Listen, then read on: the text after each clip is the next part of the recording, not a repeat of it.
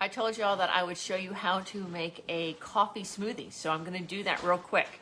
Okay, there's a few secrets to it. First, of course, is to have the Deluxe Cooking Blender. I'm just saying. So I've already added 2 cups of ice to this. So I've got my cold brew coffee that we finished. I showed you guys that I made yesterday. So I'm gonna go ahead and add 2 cups of coffee to this. Now remember, this is super concentrated. All right, it's super concentrated. So I've got 2 cups of that. Now I'm gonna go ahead and I am going to add, you know what? This is gonna be more like a coffee milkshake.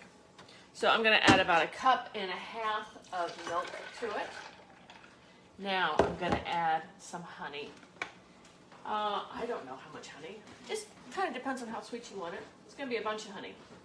All right, that's a bunch of honey. And I'm going to add, here it is, cocoa powder. Don't leave me because I got a secret to show you. So I'm gonna add, I don't know, tablespoon of cocoa powder-ish. This is probably gonna be enough for about 4 people.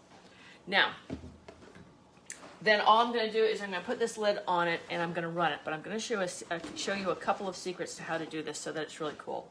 First is take your glass and run a little chocolate on the chocolate syrup like that. Okay?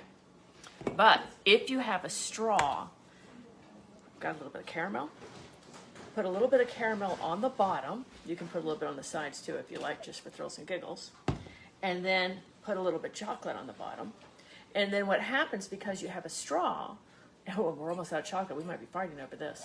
Because you have a straw, it's going to mix in really neat with it, okay? So we're gonna add our smoothie to this, but that chocolate's gonna be at the bottom of it with your straw, so it's gonna be like super, super incredibly, wonderfully fabulous. So this is it.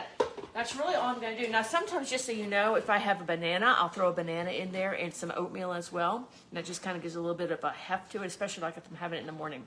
So this is it. Got to turn this on. Look over here real quick. You can see that when I turn it, right there is the smoothie setting. Just going to hit go. And we're going to be having a smoothie here in no time at all. See you later.